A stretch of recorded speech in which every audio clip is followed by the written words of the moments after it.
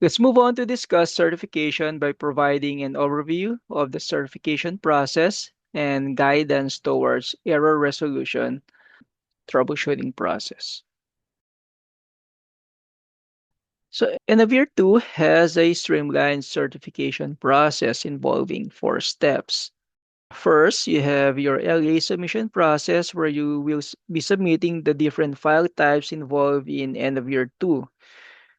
During this step, you should be aware of, again, replacement type processing files and be aware of the recommended order of file submission. If you are proactive, you may begin submitting your SDM, CRSC files, and available SCSC records now. So what does that mean? So you can now submit your SDM files, update your SDM file. That would include all of the staff members associated to the classes that you will be reporting. You also may submit courses, all course files now. So this would reflect your semester 1, semester 2, or if you're on a trimester, you can do that as well because the CRSC file doesn't wait on grades anyway, and you've already established who the teachers are. So you may be able to submit all CRSC files now. For SCSC, you should be able to submit SCSC records for students who completed courses during semester 1, quarter 2, trimester 1, trimester 2 to CalPATS. After submission is complete, the LEAs will resolve certification errors, including data discrepancies. So during this step, you should refer to the CalPAS error list to determine suggested error resolution. So we will be demoing some of these errors and how to resolve them in a few minutes. So once all certification errors are resolved, the LEA will disseminate reports for review. During this step, you will generate reports and disseminate to appropriate staff responsible for the data. So who are the staff?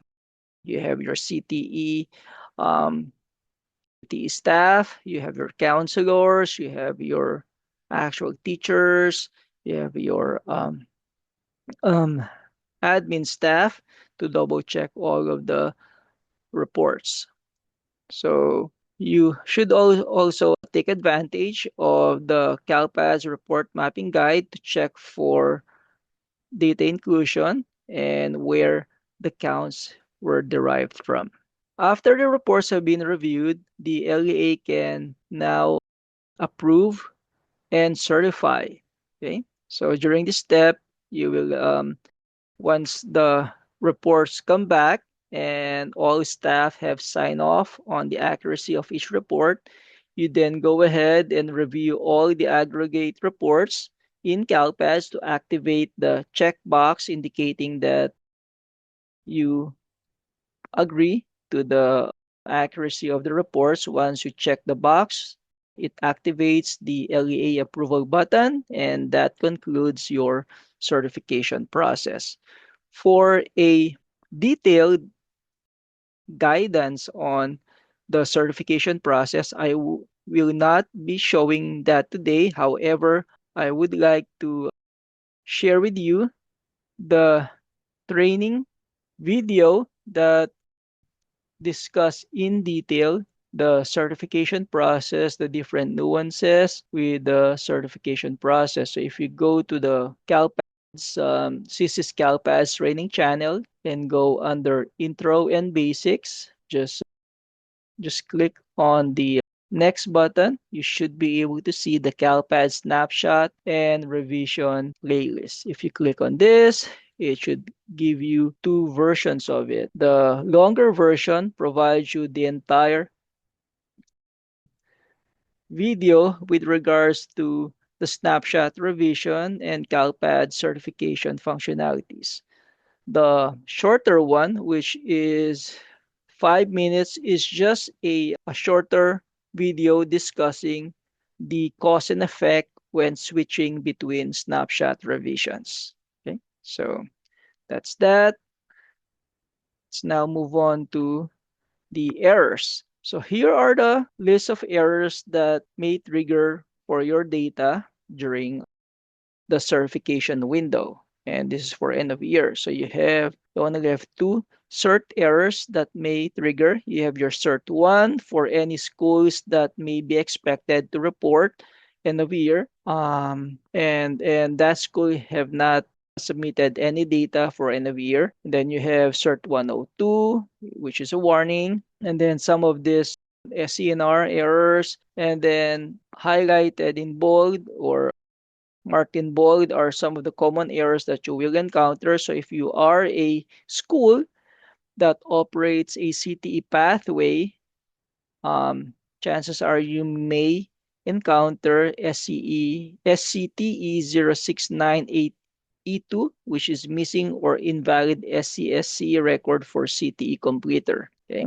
And then you may also have SENR 0713E2, which is a warning, no student course section data for a primarily enrolled student. So you may see this for students who may have left the school early on during the year and have not completed any of the courses that they were enrolled in. So if that is the case, then you may ignore the warning. However, you can just blanket ignore all of this SENR 0713E2 because maybe, just maybe, you may have missed out on reporting SCSC records of actual students who completed courses. Another one is the SCSC 0139E2, which is missing course section records. So this is one of the common errors that you will encounter, and especially when submitting SCSC records that become orphaned. Okay. And then you also have SCSC 0681E2, which is the opposite of that SCNR warning, wherein the students this time were reported in courses, however, they were not enrolled during the report period. So these are some of the common errors that and warnings that you will encounter. So let's now demo some of these errors. Of course, let's go to our staging environment. Okay. So when CalPads activates the snapshots on May 5, you should be able to access the certification status page. Okay. So you should be able to click on end of year 2 and be able to see your most recent snapshot, which will then identify the errors based on that snapshot revision and some of your warnings. Okay. It will also show you that the aggregate reports have not been opened yet, which should be the case since you still have errors to resolve. Okay. However, since we maybe at this time, when you will be reviewing this this video, the snapshot revision may still not be available, right? So since it's May 5th, we may be publishing this earlier earlier than May 5th. So if that's the case, you can work on your data discrepancies instead. So go to data discrepancies.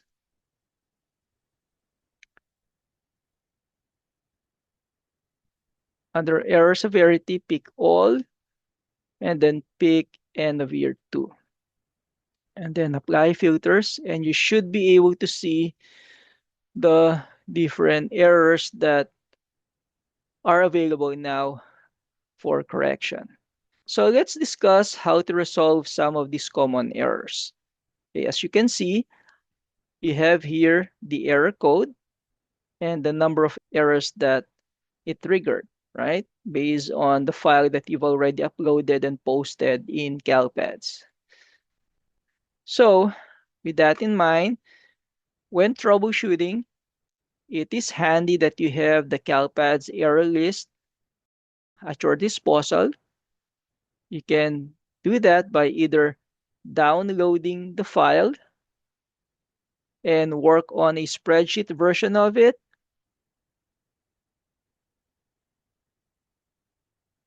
or so you have a spreadsheet version. We're now on version 17.14. Or the quicker way is clicking on each of the error code names, and this should lead you to a version of that error in the CalPADS user manual, right? Right. Our error we could resolve is SCTE 0698E2. So let's look at the error. It states that there is a missing or invalid SCSC record for a CTE completer. The error description says there are no student course section completion record or SCSC submitted for a CTE capstone course at the same reporting LEA or associated state course code submitted is not valid for a CTE pathway. So the fields validated are the SCTE file looks at the pathway code. It is compared to the state course code of the CRSC file, the academic year, and the course section ID, and also to the SCSC file, academic year ID, and course section ID. So to understand the error, the system is validating that the student for whom a SCTE completed record has been submitted for the industry sector has completed at least one course associated with the SCTE record in the same academic year at the same reporting area as indicated in the CalPAS valid code combinations document.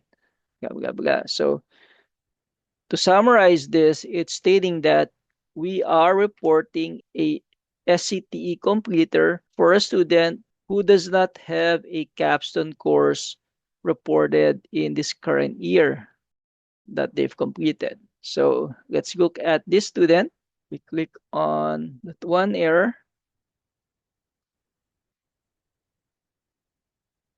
We have Alexa Amazon Riquez. So Alexa here enrolled this year as a 12th grade. So based on that error, we have to look at the SCTE, the CRSC, and the SCSC. So looking at the student detail, we then look at the student course section and the student career technical education. So when troubleshooting using the student detail, we really don't have access to the CRSE record. However, the CRSE record has the state course code, right? But under student course section, we also have the state course code linked to it. So by just looking at the state course code, we can identify if the student completed the pathway as a result of a capstone course completion. How do we know this? Nate mentioned earlier the valid code combinations document. So let's open that. Okay. So we now have here, we're claiming that the student is a CT pathway completer this year under CT pathway 100.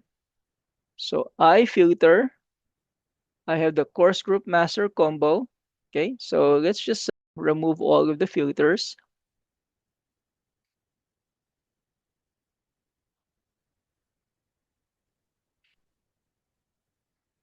So when you open this document, it normally brings up this page, the title page. So you just have to look for course group master combo. Of course, you just have to filter for valid codes this year by filtering NA, and then look for the CTE pathway code. So we've identified that the student completed a CTE pathway code of 100. So we filter for 100. And then we have three state course codes here. So you have your intro course, 7110, intermediate agricultural business, which is the middle course, 7111, and then you have your capstone course, 7112. So the expectation is if you report a student as a CT pathway completer under pathway code 100, Then the student should have a SCSC record reflecting a completion of a capstone course associated to 100, which is 7112. So upon looking at the student details section, it turns out that the student really didn't complete any pathway, any course completion associated to 7112. However, the student completed an intermediate CTE course 7131, which is associated to a different pathway. Okay, so by just looking at this, you just have to reach out to the counselor, to the teacher, if these are the only courses that the student completed this year. If the counselor said yes, then obviously there was a misreporting of the SCTE record. So you cannot claim that the student completed a CTE pathway of 100 when the student is, number one, not part of a pathway program, or number two, did not complete the capstone course in the year that you're reporting the student as a CTE completer. So in this case, the easy fix is just to delete the SCTE record. Okay, just click on open and delete the record. Now, what if the student was indeed a CTE pathway completer for pathway 100? However, it turns out that you just missed reporting the SCSE record. So by all means, report the SCSE record associated to 7112 and report that the student completed the course with a C minus or higher, and that should clear the error. Now, in instances where the student completed the capstone course last year, and then the student completed the middle course this year, then you have to report the capstone course again this year. That way, CalPads will be able to find the matching capstone course for CTE Pathway Code 100.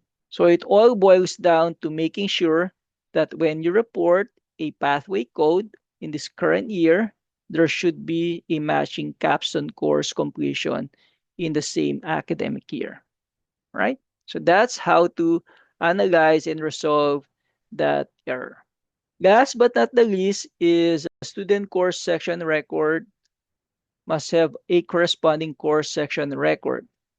So this normally happens when courses SCSC records were submitted and either number one, the CRSC file has not been uploaded yet, or the CRSC data is incomplete, or there are some attributes in the CRSC and the SCSC that doesn't match. Okay, so let's look at this error. It says here, student course section record must have a corresponding course section record. So CalPads looks at the values of these five field elements to determine if there is a matching parent record and a child record. So you have your school course of delivery, academic year ID, local course ID, course section ID, and academic term code. Okay, let's go back to the error. Let's look at the student causing the issue. And it says here it's 784496935, and the course section ID is fundamental math. So I click on view, and this provides us the field elements in the SCSC record. Now, what do you do with this, right? You have to compare this to the existing course data that is in CalPads. How do you do that? You open a new window, go to online maintenance, course data. Just move this here. And we then look at, where was that course? here. Okay, so to identify the course, you first have to go to course data under online maintenance, change the submission type to course completion, and you could identify by picking the course section ID. Okay, let's first try this. Course section ID, paste, and filter. So we have two course section here. Okay, you have fundamental math and fundamental math. Okay, now what course was the student supposed to be in? So again, based on this alone, we should be able to identify any issues, right? So based on the error, the school course of delivery, the academic year ID, the local course ID, course section ID, and academic term code should all match to be able to connect the parent course and the student course. Okay. So, however, I'm seeing here that there are some discrepancies. So let's look at this. So you have here school course of delivery is the same. You have academic year ID is the same because it's in this year. You have your local course ID, 00 math, that's correct. Course section, fundamental math, you have that here. However, when we go to academic term code, for some reason, this student has an T2, while the available parent academic term codes are S1 and S2. So now you have to coordinate with the school side or the curriculum specialist or the counselor to see where the issue is. So now is the academic term code in the course correct, or is this term code in the SCSC the correct version? So once you've determined that one of these are the correct one, then you have to correct it, right? Obviously. So it turns out the SCSC record was incorrect. This should be S2 instead of T2. For some reason, someone picked T2 when creating the term code, and that SSC record was uploaded to CalPads, and now this record is orphaned. Hence, you have your SCSC 139E2. So to correct this, you have to go back to your SIS and change the academic term code to S2, okay, since this is appropriately for S2. Or what you could do, if this is the only error you have, copy your SSID, scroll to the right here, go to student course section, and add the student in this correct class. So you have that. Marking period is S2. Credits earned, attempted, earned 3. Final grade. What was the final grade here? A. UCCSU, it's not. Credits earned 1. Oh, 0.5 since this is the second semester. So I post that. Ah, okay. 0.50. Wrong format. I guess just do 1. So this process should only be done if you have just a handful of students with the SCSE 139. So with this, you can just refresh. And we should have now the other student included in this list. There you go. So now we have T2 and S2. Okay. S2, S2. Okay. So now, let's look at this SSID and see if we could just delete the incorrect record in CalPads. So go to online maintenance, go to student data,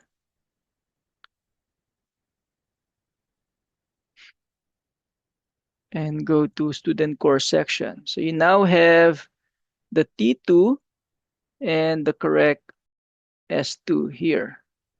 So we can just delete this orphan record.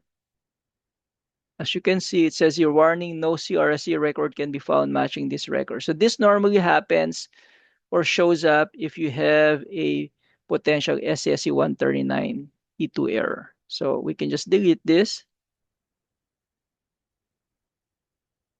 And now that should resolve your error.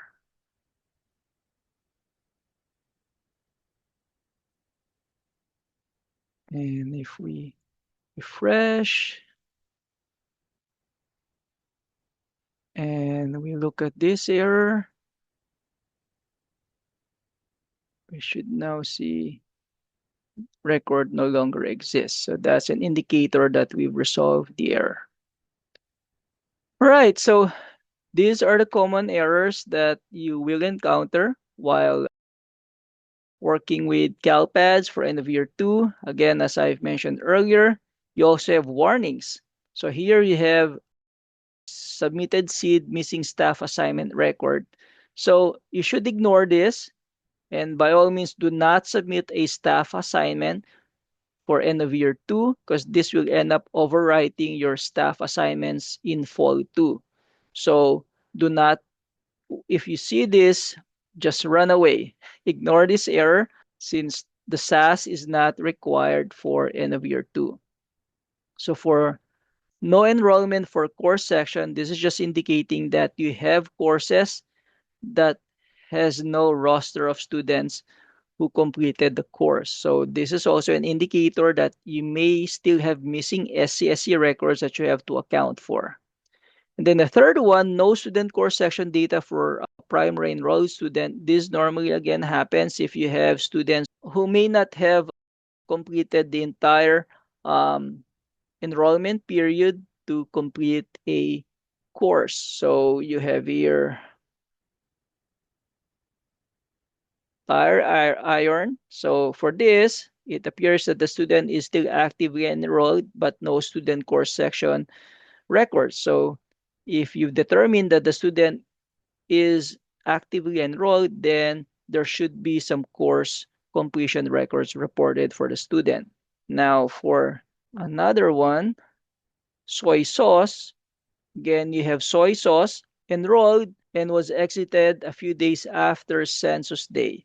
So since the student did not complete a semester one course, then obviously there's no reason for you to submit a SCSC record for the student. So you can ignore the warning, at least for this scenario. So there are different scenarios that you have to deal with. So this third one was another one who may need to have an SCSC record reported. So bottom line is that you shouldn't just ignore the warnings. This is also an indicator that you may have missing data that has to be reported to CalPads, right? So once you've cleared all of your data discrepancies, you just wait for the data discrepancy to refresh. Look at the start time. If the data discrepancy has a new start time or refresh time and completion time, then that should then bring down your errors to a lesser count or better yet, zero. Once you have zero data discrepancy errors, then you just have to wait for the snapshot revisions to be activated in CalPads. So once the snapshots are activated, you should then be able to clear all of these data discrepancies. The only thing that you have to work on would be your certification errors. Okay, Cert 1, Cert 5. So Cert 5 and Cert 169 are just warnings. But then again, that doesn't mean that you can ignore those.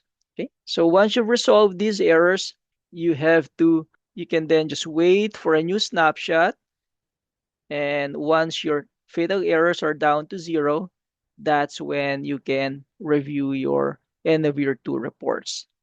If you still have CERT ones, CERT one is is something that you may need to look at. So if you have CERT one and you have a school identified as not, so you have here CSIS Training Berkeley Technology Academy and Rosa Parks Environmental Sciences. So I'm pretty sure that these two schools did not operate this year, and so there were no enrollments this year. If that's the case, as an LA, I have to send up a ticket to CalPads requesting CDE to take these two schools out of the end of year expected schools table. Again, as soon as the snapshots are activated and you see a CERT1 error on May 5th and it points to schools that were not operating this year, you have to submit a service ticket right away requesting these schools be taken out from your end of year one and end of year two expected schools table. That way, that's one error that you can clear ahead of the other errors that you may still introduce when uploading files. All right, so that's how to resolve errors in CalPads. It's not about knowing everything, it's just knowing where to find the different documentation and tools that will help you resolve the errors. All right.